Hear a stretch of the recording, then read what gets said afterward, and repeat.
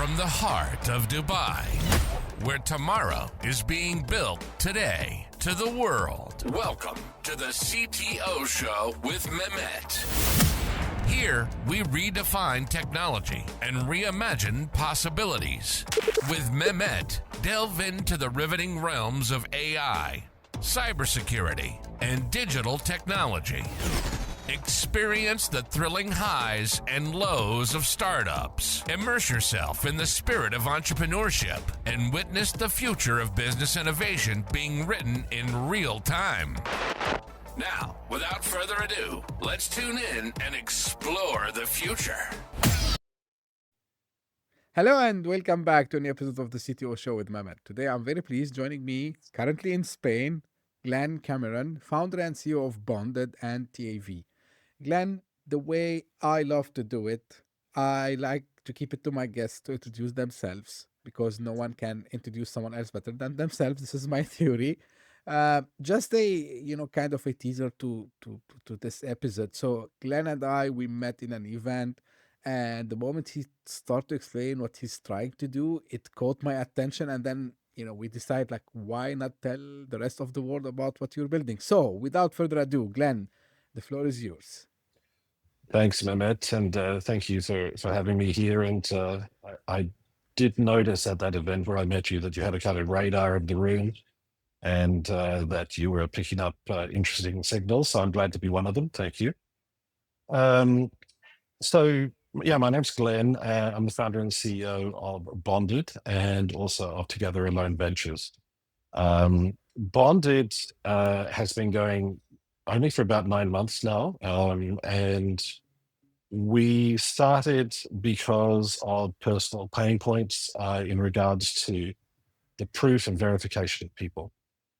And this is something I've been dealing with my whole life. I was born in New Zealand, educated in Australia and Hong Kong, and lived around the world. So I've been a very international person and worked all around the world. And what's happened is I've seen the challenges that there are in terms of the movement of people and the verification of people that come from some sort of different domain, jurisdiction, environment. So we formed Bonded. Bonded's a product, and it's also a protocol. And I'd like to hopefully talk to you about both today. I believe you understand it a little bit already, but I'd love to go more deeply into it. Bonded, the product is for immigration purposes, and particularly for relationship verification, which is either a problem the minute I say it, you know really well, or is something that you've never really thought about before. And then the protocol is what we call proof of human relationship, particularly in an AI world. Yes, I remember Glenn when as you said, like I have this curiosity to understand what people are building, and you told me a story, and or like you gave me the use case in a way that really, I would say, no one, I believe, can not pause for a moment and think that, yeah, you know what Glenn is mentioning is very true. But I believe, okay, you started with a certain use cases, but there must be something that maybe personally you faced, or maybe you've seen someone close to you facing, and you said, you know what, like this is a real problem that no one thought maybe about solving it yet, or it's kind of solved, but like it doesn't have good solution today. So let's Mm. build bonded. This is these are like kind of the stories I'm always curious to learn more about. Yeah, well, there's a very personal use case, which is that I was born in New Zealand. I have a New Zealand passport. I haven't lived there, since I was a teenager, but I'm still, a citizen. And I think 7 or 8 years ago, pre-COVID at least, I wanted to take my wife, who was born in a different country, and I wanted to take her to New Zealand to, see the country, meet family, and what have you. And this seemingly would have been an easy job to do if she was from a country which was, aligned to New Zealand, let's say. So UK, for example. I mean, she's Russian, to be clear, so there's that. And we applied 3 times for her to get a visa. And on the third time, after submitting 73 pieces of different evidence, the outsourced New Zealand visa officer in Beijing granted her a 2-week visa to visit New Zealand, strictly 2 weeks in and out. I mentioned Beijing because we didn't know that our case officer was actually an outsourced person in a different country. I don't know if that's still the case, but 7 or 8 years ago, it certainly was. And so I thought to myself, okay, this is my own country. I'm supposedly a professional, reliable person, and so is she. So if that's the problem for us to move, even just for tourism, how is it for people all around the world who don't have the benefit of my passport, of my language, or my understanding of the system and how to meet the requirements of the system? And so we did some digging, and then we found a lot. Reddit and Facebook are just full of people with stories far, far, far worse than mine. But that's where it came from, Mehmet. Glenn, sometimes we mentioned as a joke, and I think I can't remember a friend or someone in my circle was telling me, with all this digital transformation, with all the technology that we have today, for some reason still we have to carry this. uh, I don't know, it depends on each country, but I think the standard is around 48 pages of this document that proves who we are, and we have to pass that. And we are in the age of AI. Yeah, look, I think this pain is real, across multiple countries, multiple geographies.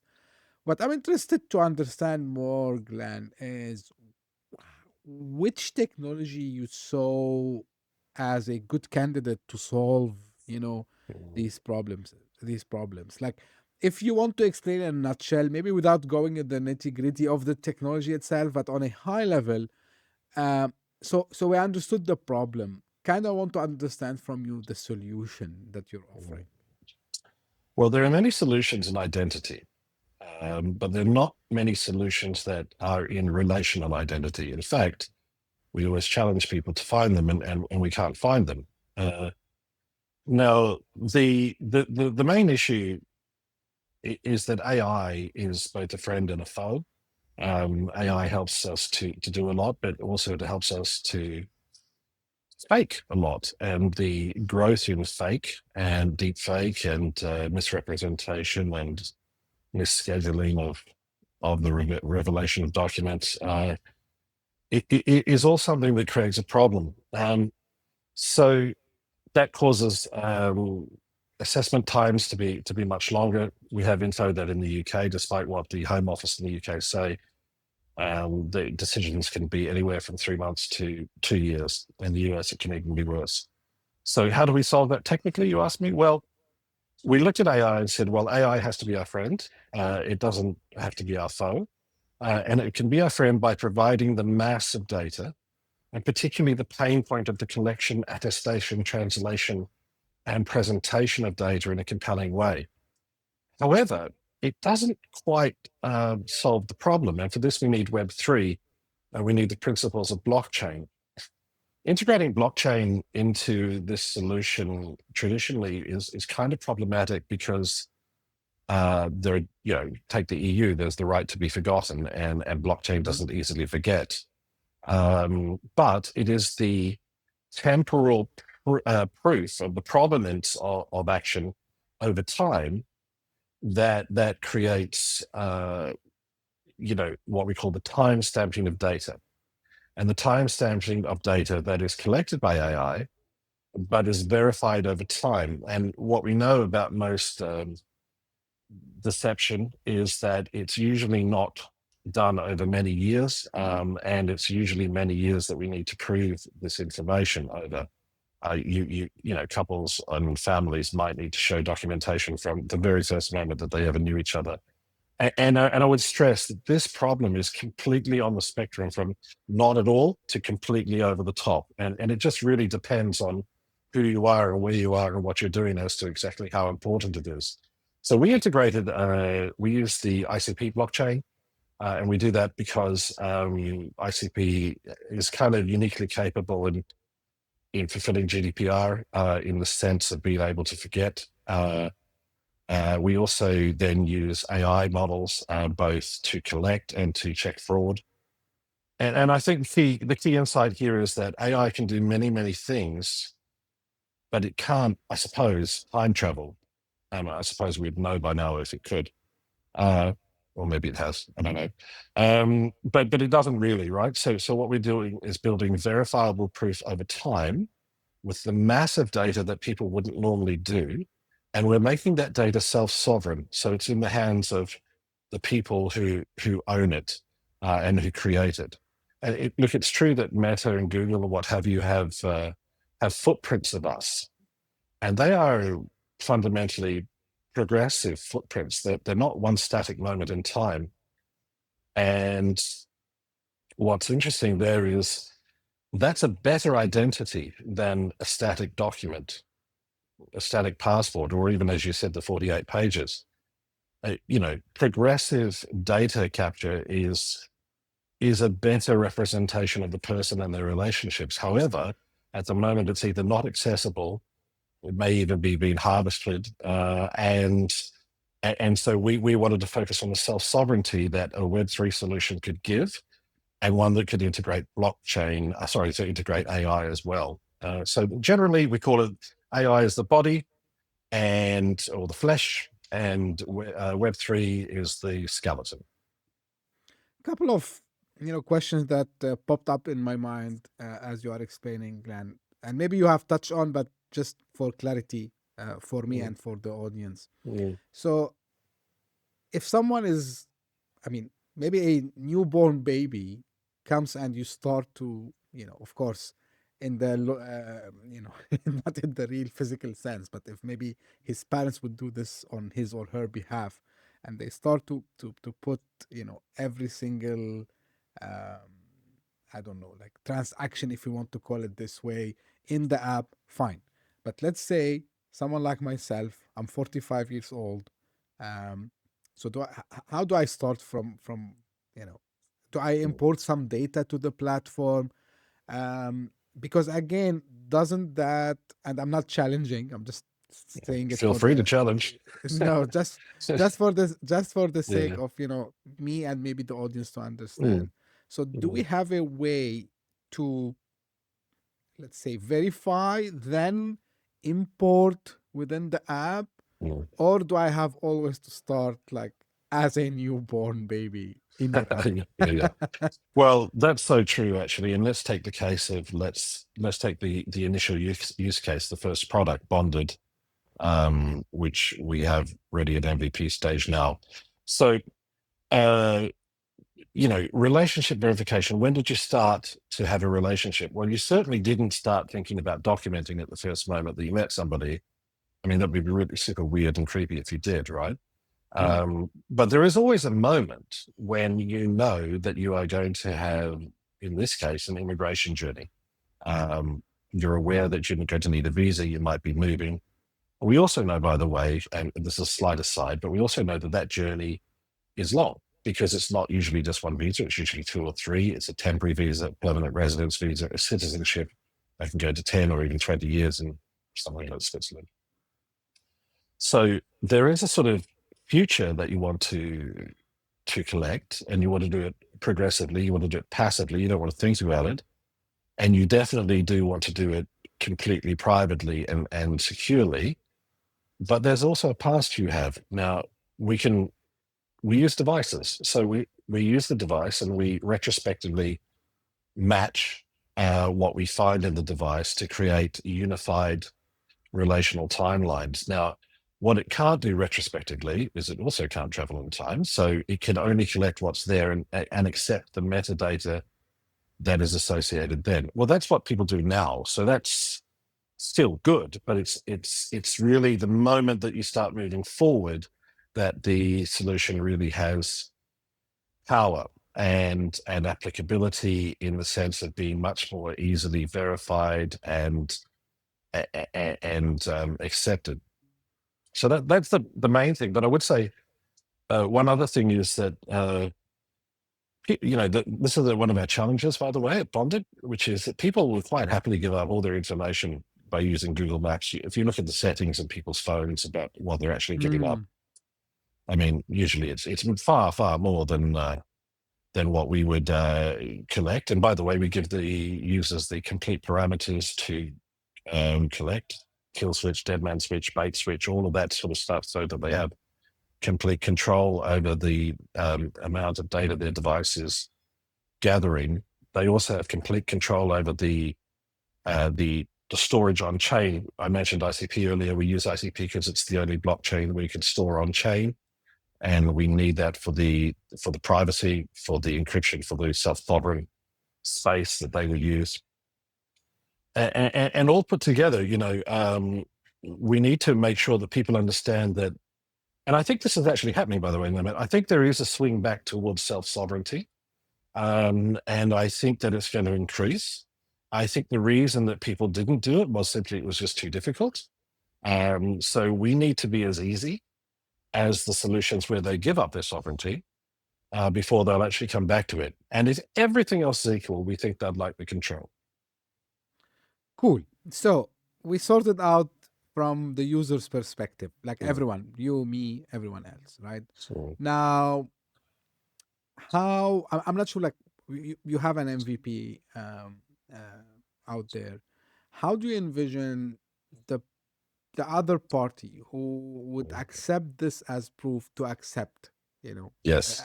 Have you started talking? To some of, maybe, I don't know, immigration departments, because it's not. I'm gonna ask you later about the other use case, but let's keep it in the immigration and getting visas. And, Okay. So, how do you envision their acceptance to this technology? Yeah. Well, that's a great question. And yes, we have spoken to them, and we have spoken to lawyers who deal with it as well, and a number of other people around the space. There's a few things here. First of all, it's very important to remember that the assessment of human relationship currently is not a science, it's an art. And the burden of truth is on the applicant. Now, who is actually analyzing and assessing this stuff? Well, you know what? It's different people. There can be two people in the same room who come to a different conclusion about the same evidence. This is largely an analog process. It's not going to stay that way. There's certainly a whole lot of development going on the institutional side. Most of it is what I call static ID stuff, which is even the EU digital passport is wallet is something that is fairly much static. So if it's right once, you can beat it once, you probably beat it again, and you may have something that you would have had in an analog way. Your 48 page passport may be replicated in the digital space. So there's a lot of static documents. There's a lot of KYC. There's a lot of ID stuff, and it's all fine. And we use it too, by the way, because that's one of the verticals by which we can use it.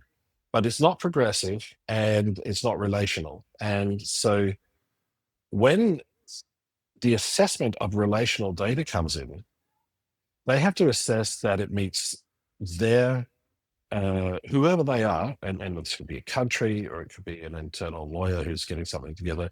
It needs to be meeting the standard that would pass the burden of truth. So here's what happens now is that let's take a government, any government, and they receive an application and they'll get all the data. It'll be given to them anyway. So this happens anyway, and it'll be a whole bunch of data. And depending on how well organized they are, it will be readable and accessible or not.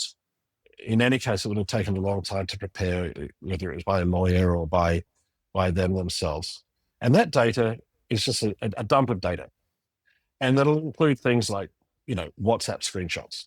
And we have had feedback from immigration officials that not in every case, WhatsApp screenshots are accepted. Why? Because they're too easy to fake. Now, I would say, and to be absolutely clear, people have such wildly different experiences with this stuff that if you tell one person who didn't have this experience, they can't believe it. They just don't believe it. But We have, an army of people who've been working with us in terms of, discovery, and we've found so many cases it's unbelievable. So if they're receiving a WhatsApp screenshot, and they may choose to believe it or not.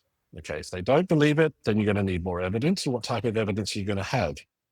Well, we are not a B2G play.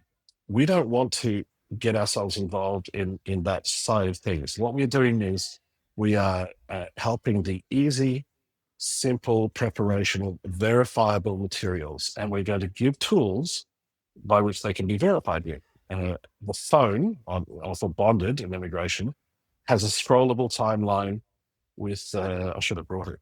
Has a scrollable timeline with triangulated evidence from geolocation to text message interaction to photographs, and we can infer also, in your email, if you choose to share email, you booked a ticket to Egypt. There's a chat about the pyramids, and then 2 weeks later, there's a photo of the pyramid with one or two people in front of it. That's a story. We hope to model by just presenting wonderfully good, solid, easily accessible, and easily verifiable information to the point that it makes the assessment process fast. And that assessment process can be done by, let's say, a visa caseworker looking at reuniting a family where one partner is not in the same country, maybe their child is not in the same country. Or it can also be done in another manner. And this is when you start doing these things, sort of the use cases come out of the woodwork. And this is exactly related to immigration, but it's something very new, which is proving yourself at the border, particularly in the United States. So, depending on who you believe, detention at the border in the United States is up between 500 to 800%.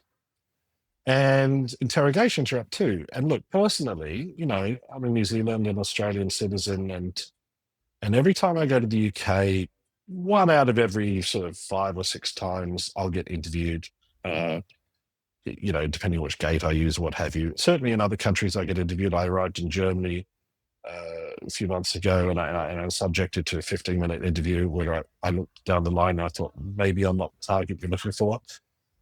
So this happens, and the burden of proof is on you. Now, as I said, it's not a science, it's an art. So if the burden of proof is on you, you better tell a good story. Now, if you have a prepared story that is verifiable independently, that is a good thing. A lot of feedback we've had from early beta partners is this is a kind of proof in your pocket type of thing. And that gives a certain sense of security. Not least because when you are tired and traveling and stressed, and you suddenly get asked to produce documents from 4 years ago, you want to be able to be sure that you can actually get them out. Look, Glenn, all these are something I believe, especially for people who are from the part of the world where I am based now, they have lived it, right? So there is no doubt that there is a real problem. To your point, and maybe I will be a little bit controversial here. So I think, for me, this is what also attracted me. Beside the human aspect of it as well, because like proving relationships, right?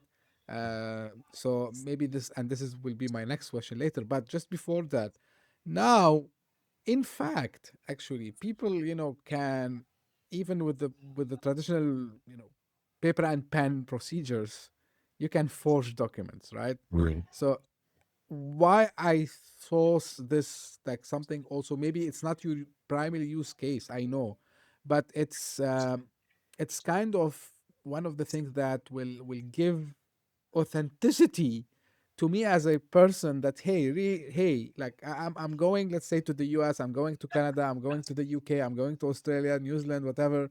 And really, I have someone that I know, like this friend, I know him from childhood. He moved there when, I don't know, he was 20 years old.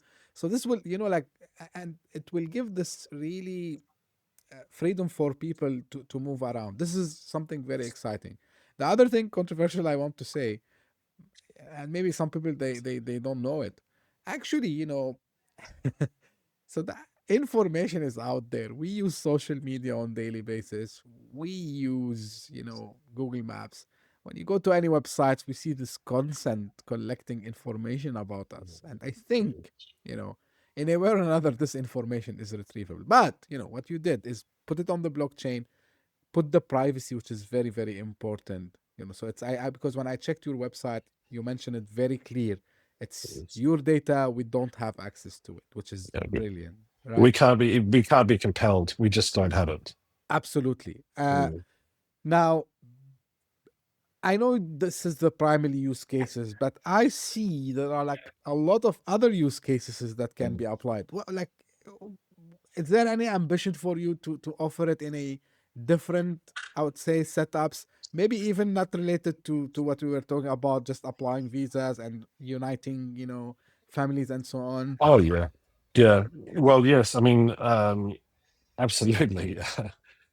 Proof of human relationship in this world is an identity. It's a relational identity, and it's an identity where we need to be able to act together. We have two directions with this, Mehmet. The first one is that there are multiple other products that either we will build, and we have some planned, or others might want to build using our protocol, and we'll be completely open to that as well. The products that we have next are related. I mean, the closest relation is it was born out of our research that we did in the United States, where and let's remember, using this app is completely up to you, and when you get it out and when you turn it off or when you kill it, it's completely up to you. But there are many moments where you might want to have evidence and protection, and so we have a product that was born out of the incredible amount of traffic stops that happen in the United States, particularly disproportionately to African American people. And we read some data, and it's contested, so I don't know if it's 30 or 50 million, but there's somewhere between that amount of unscheduled traffic stops. First question, license, registration, etc. Second question, what are you doing? Where are you going? Now, people don't have to answer, but if they want to answer, they might want to answer with evidence that immediately moves the conversation on. We're thinking about calling it alibi. But look, here's the thing. There's other things too. If we think about the nature of creation and human relationships in creation, while we might be fine to say that, it's a Lennon-McCartney song and it doesn't matter if Paul McCartney wrote it or John Lennon wrote it, the fact is that one of them probably did write most of it. And in this diversified world, proving the moment of creation of IP is part of the relationship. The development of the IP, let's take it in music, writing the song, people use their computers or they use their telephones, and writing the song is fundamentally a digital process these days. And the creation and attestation of rights and trackability of that is another example of proof of human relationship. In this case, not necessarily to bind people together, but to clearly separate them and to be able to attribute value to the separate influences they had. So we have products like that. We have, this is also applicable to transgenerational wealth, to citizenship, and to banking, to mortgage and loan applications. I mean, there's a whole bunch of ways that a personal, relationship is the basis by which something is assessed as being good and reliable. It goes further than that, though, because as we move forward in the world, we have all these individual identities, all these static individual identities. We don't have anything progressive that's learning what we want, although our individual AI agents will be learning what we want. But will they be learning what we want together? And certainly being able to power relational AI agents to operate not as two siloed things stuck together, but as one generally put together and intermeshed, is also really powerful. So we look at the products, and we look at the future agentic use, And then we also look at something really, really simple. How is it? What is a product that is sort of the natural, the natural pathway from this? And we think it's probably a relational passport. The self-sovereign relational passport is what we call it.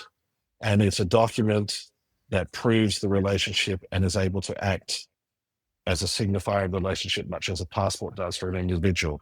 And look, we are social. The world is intertwined. There are more and more of us. Our relationships really, really do tell the story of us, but we need to have some control over it and how the knowledge about our relations are inferred and used. So products, either together or alone, a protocol that is adaptable and ultimately agentical or not, and ultimately a document that is essentially digital and is richer, both relationally and progressively, than a static individual ID document. Fantastic. One question though, Glenn. So blockchain, understand you're storing, you're using the ICP. Yes. Um, you're also mentioning that it's Web3. Now, I know Mm. there's a lot of intersections but Web3, don't get me wrong, I'm not one of them. I was one of them. When I see the word Web3, so what comes to my mind is the NFTs and Yeah.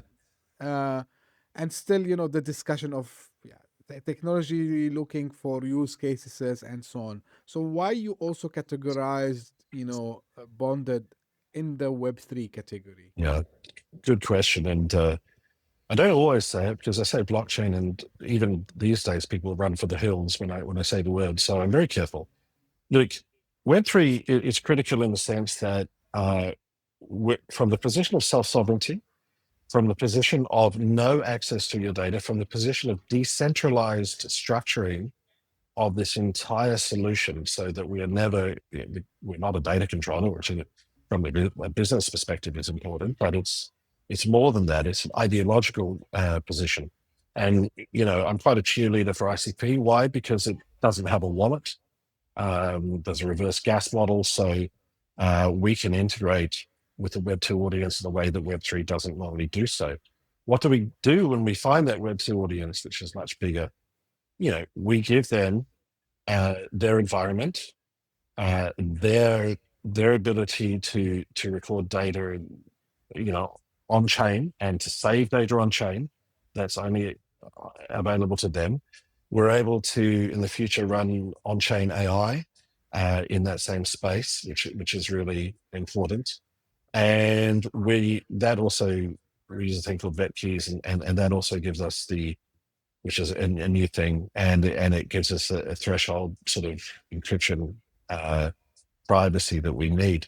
So are these typical uses of Web3? Absolutely not. In fact, we want to put the meaning and integrity back into the Web3 space.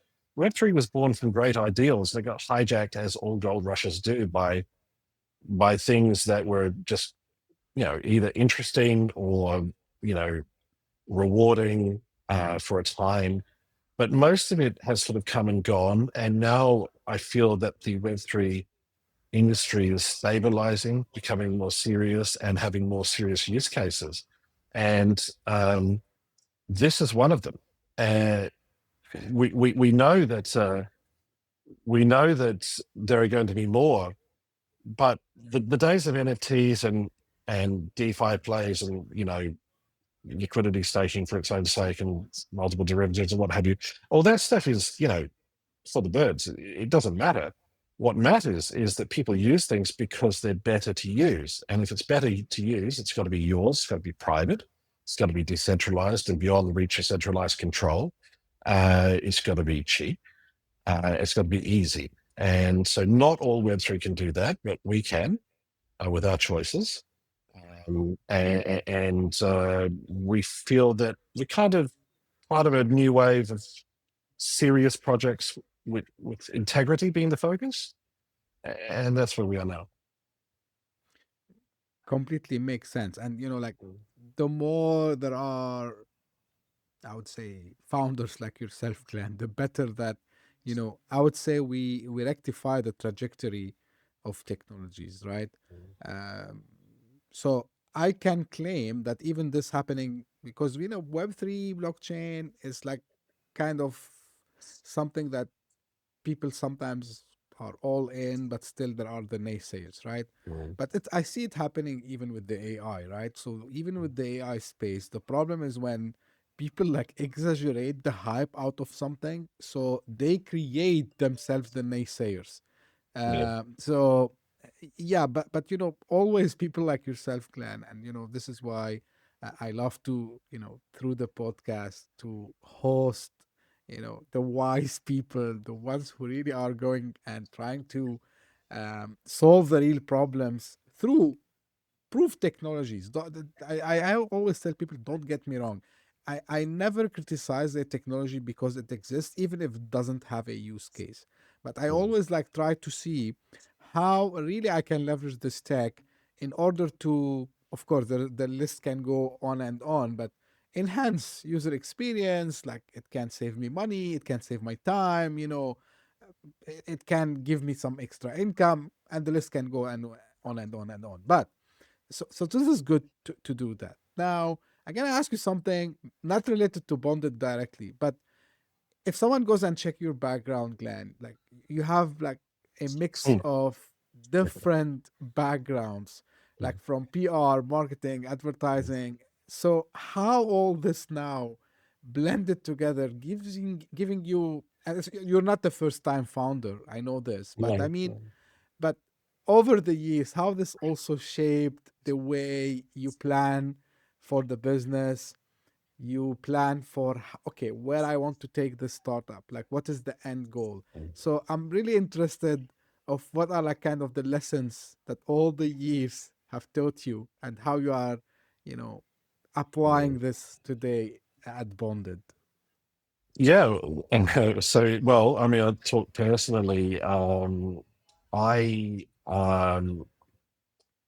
I've had a varied background, and the reason I think the first reason is I'm endlessly curious, and that has never really stopped. I also think that we're in a beautiful time now where technologies exist where pretty much anything you can think of, you could probably find a way to meet the purposes of what you wanted to do with technology. And I was kind of always waiting for this time in my life. I used to have millions of ideas and think, gee, that would be great to do, but there's a whole bunch of reasons why that would be compromised in a way that I don't think it is now. When it comes to my history, like I had, first 10 years of my life just bumming around the world and teaching English and playing guitar and just enjoying traveling. I had an incredible job with an incredible guy. I was for many years working very closely with the boss of a major ad agency at the global level. So, I got that job kind of quickly. I mean, it came through, a couple of years working in PR and then suddenly just sort of catching a sort of rocket ship up to suddenly living in New York and traveling sort of, up to 200 days a year all around the world and working with the ad agency, which is called Saatchi and Saatchi. And there was a guy that I worked for and with. He was supposed to be my client, but he ended up being kind of like my kind of inspiration. And well, his name was Kevin Roberts, and he's still around. He's an incredible guy. And so I just learned so much about the comparative similarity of the world. Everything in all of the such agencies around the world had similar problems, similar staffing issues, similar client squeezes, similar creative processes, even similar ideas. I mean, it would be amazing. You'd see campaigns coming out in one part of the world that are quite similar to a campaign coming out somewhere else in the world. What this did from moving around is, of course, I have a really, really global network. And, I've lived in 15 countries and I've traveled to, well, I don't know, 100 probably, and I've worked in at least 60, I would say. I would never even have a clue. On the ground, running events and marketing and PR and whatever, branding, all sorts of things, because I became a kind of jack of all trades at that C-suite level, which was an incredible job. It was so incredible that when it wound up, I really didn't find much interest in the marketing industry because I sort of understood it. I had learnt it, and I don't really like doing things over and over again. So there's a few years of just consulting work and what have you. But once I started to understand blockchain, I realized that the creativity that I had experienced for a long time and the business nous and structure about how to create products and ideas and visions that people would want to buy into were best expressed not at that sort of corporate level anymore, but by people all over the world. And that you could do things, and we've seen it now where the world is just sort of fragmented into a million different amazing sort of projects here and there. And most of them don't get off the ground, I suppose, because there are still, the critical challenges of doing business that are required. And I think that a lot of Web3 has tried to skip that, phase. I think that's over now, or mostly over. There's always something coming. But I decided about 10 years ago, okay, now I can really, the things that I think every day, the curiosity that I have, the opportunity that I have, and the experience and the people and the networks I have can all come together, and we could just think it, and then we can make it. And the gap between those two things has just shrunk to almost nothing. So it is an unusual career. I do, but I do think it's made me sort of, I hope, richer and sort of more able to look at things from multiple different angles. And I think that the more people that come into the Web3 space and the AI space who have had previous careers, the better, because we need the richness of that context. Absolutely, 100%. And while you were telling this, like I start to imagine like what like it's really exciting when you look back now and visiting all these countries, working with multiple cultures, and goes back to what you're trying to do at Bonded also as well, proving relationship. I'm sure like you had a lot of friends in these hundreds or so Oh countries yeah, that you have for sure. visited. Yeah. And like again, back to the beginning of the conversation, like this is how you started. This is how you attracted my attention actually. Because you're saying like how many times like we meet someone and then like we struggle later to prove that we've built this relationship there, or we had this.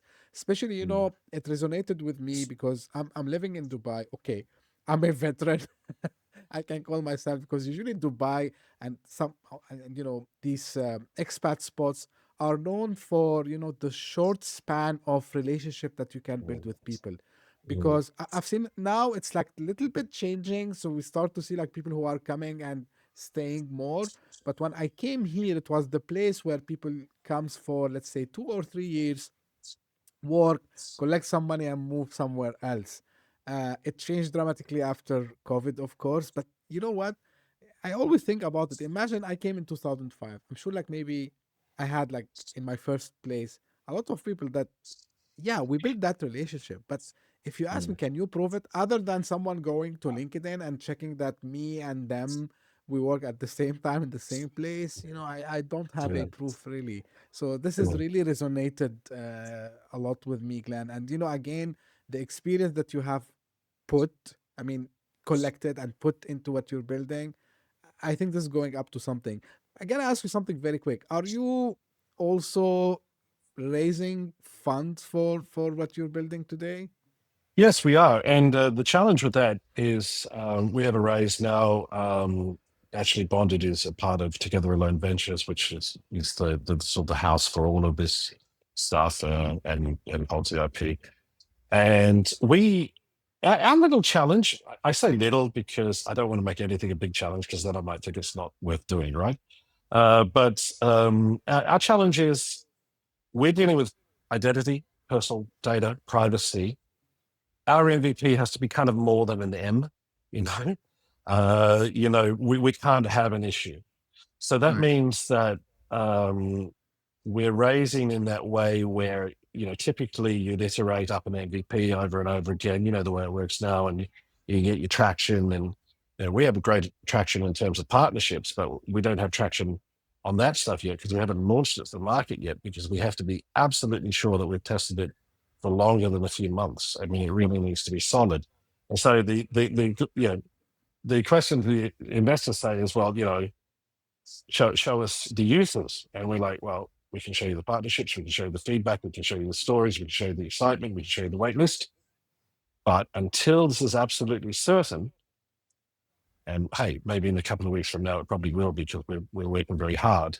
My CTO Steph, by the way, brings a lot of rigor to this thing. I mean, he's a guy who's got the 26 patents and 470 pending, for example. So this is a guy, he was the former director of scientific research at nChain.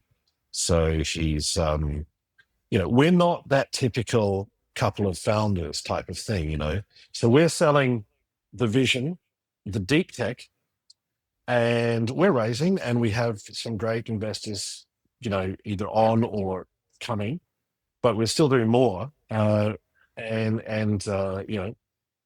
whoever's still watching, please get in touch, because this is something unique.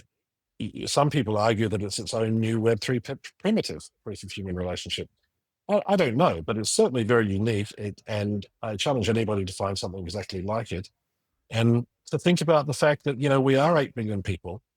And I always say, if you think about the ultimate crazy global TAM of this, it's 8 billion people times 8 billion minus one. Yeah.